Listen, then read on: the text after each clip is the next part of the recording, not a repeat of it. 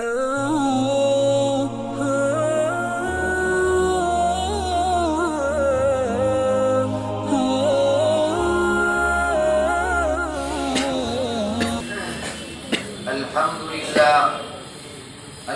لله وحده والصلاة والسلام على من لا نبي بعده أما بعد فأعوذ بالله من الشيطان الرجيم بسم الله الرحمن الرحيم وإن تتولوا يستبدل قوما غيركم ثم لا يكونوا أمثالكم صدق الله العظيم وقال النبي صلى الله عليه وسلم لا تزال طائفة من أمتي على الحق أو كما قال عليه الصلاة والسلام. زندگی جینے کا ایک معیار ہونا چاہیے، زندگی جینے کا ایک معیار ہونا چاہیے، درد ہے تو درد کا اظہار ہونا چاہیے. اب تو پانی سر سے اوپر بہہ رہا ہے دوستو، اب تو پانی سر سے اوپر بہہ رہا ہے دوستو، اب تو اپنی قوم کو بیدار ہونا چاہیے. محترم اساتذہ کرام اور میرے ہم سفر، ہم درس، ہم نشیں ساتھیوں، آج جس عنوان پر لب کشائی کی جسارت کر رہا ہوں وہ معاشرے کا بگاڑ ہے. پروردگار کے انسانیت کے اوپر جہاں اور بہت سے احسانات ہیں، وہیں سب سے بڑا احسان عظیم یہ ہوا کہ انسانوں کو، ایمان والوں کو وہ دین عطا فرمایا جس دین کی حفاظت کی ذمہ داری خود اللہ رب العزت نے لی ہے. اور میرا اور آپ کا اس بات پر ایمان ہے کہ قیامت تک یہ دین محفوظ رہے گا. آج یہودیت پریشان ہے، عیسائیت پریشان ہے، دنیا کا کوئی بھی انسان جو کسی مذہب کا متبع ہے وہ پریشان ہے. اگر وہ اپنے مذہب پر چلنا چاہیں، اپنے مذہب کو اپنانا چاہیں تو ان کے سامنے کوئی واضح شاہراہ نہیں ہے، ان کے سامنے ان کے مذہب کی صاف باتیں نہیں ہیں جن کو وہ مان سکیں. عیسائیت حضرت عیسیٰ علیہ السلام کی سنتوں پر چلنا چاہیں تو ان کے سامنے عیسیٰ علیہ السلام کی سنتیں نہیں ہیں، ان کے سامنے عیسیٰ علیہ السلام کا طریقہ زندگی نہیں ہے. یہودیت حضرت موسیٰ علیہ السلام کی سنتوں پر چلنا چاہیں تو ان کے سامنے موسیٰ علیہ السلام کی سنتیں نہیں ہیں، ان کے سامنے موسیٰ علیہ السلام کا طریقہ زندگی نہیں ہے. اس کے مقابل اس امت پر اللہ رب العزت کا احسان عظیم ہوا. اس امت کو بہترین نبی عطا ہوئے، بہترین کتاب عطا ہوئی، بہترین طریقہ عطا ہوا. یرید اللہ بکم اليسر ولا یرید بکم العسر. تمہارا مالک تمہارے ساتھ آسانی کرنا چاہتا ہے. وہ دین عطا فرمایا جو حقیقت میں نافذ العمل رہے گا اور دنیا کے کونے کونے کے اندر انسان اس پر عمل کریں گے. اور اوپر سے پھر یہ گارنٹی دی کہ زمانے میں اونچ نیچ آئے گی، زیر و بم ہوگا، حالات بدلیں گے، مگر انا نحن نزلنا الذکر وانا له لحافظون. یہ قرآن میں نے نازل کیا ہے، یہ دین میں نے تم کو دیا ہے. قیامت تک اس دین کی حفاظت کروں گا. جب اس دین کی حفاظت نہیں ہوگی یہ دین مٹ جائے گا، یہ دین زندگیوں سے نکل جائے گا تو اس وقت تو قیامت آ جائے گی. قیامت تک پروردگار ایسے لوگ پیدا کرتے رہیں گے جو اس دین پر اسی طرح جس طرح حضرت صلی اللہ علیہ وسلم کے زمانے میں تھا اس پر عمل کر کے انسانوں کے سامنے پیش کریں گے. اور دنیا میں ایسے لوگ بھی پیدا ہوں گے جو اس دین کو بدلنے کی کوشش کریں گے، مگر تمام تر کوششیں ناکام ہوں گی. انسانوں کی کوششیں ناکام ہوں گی، شیطانوں کی کوششیں ناکام ہوں گی. لا یاتیہ الباطل من بین یدیہ ولا من خلفہ. یہ اس غالب کی طرف سے نازل کیا ہوا ہے، کوئی اس کو بدل نہیں سکتا.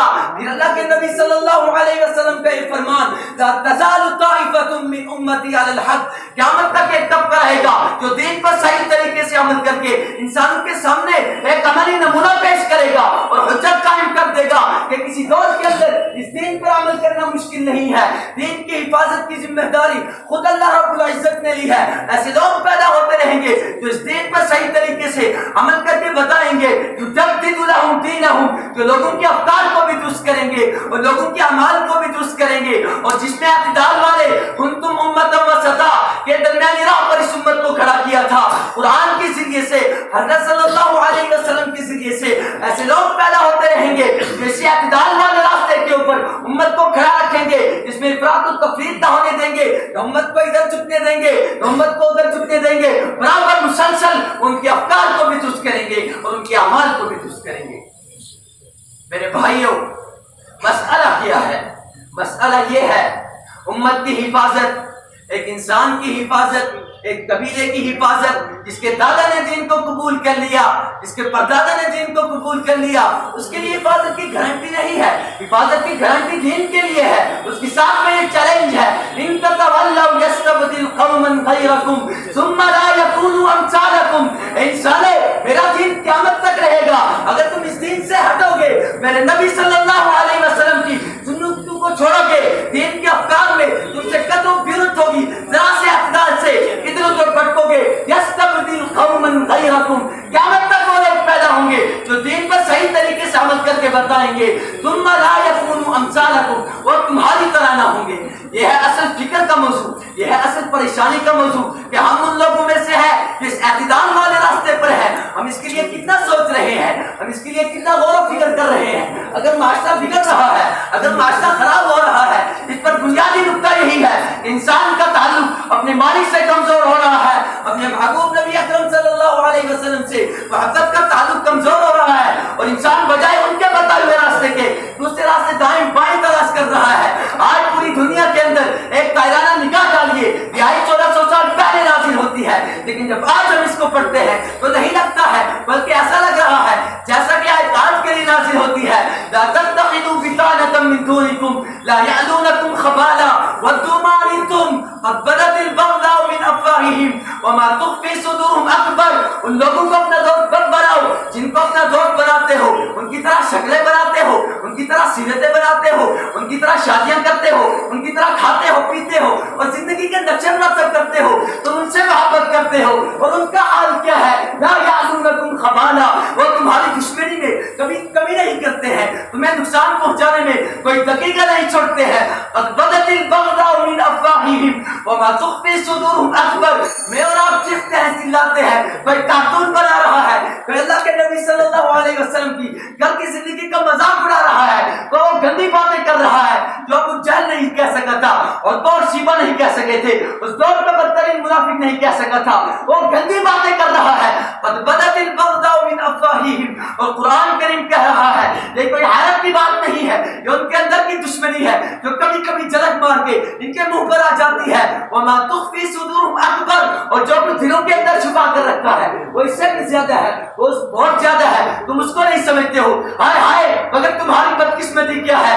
انتم لا تحبونہم ولا یحبونکم، تم دنیا کے بدترین خلائق جن کو قرآن کریم کہہ رہا ہے، ان الذین کفروا من اہل الکتاب والمشرکین منفکین خالدین فیہا اولئک ھم شر البریہ۔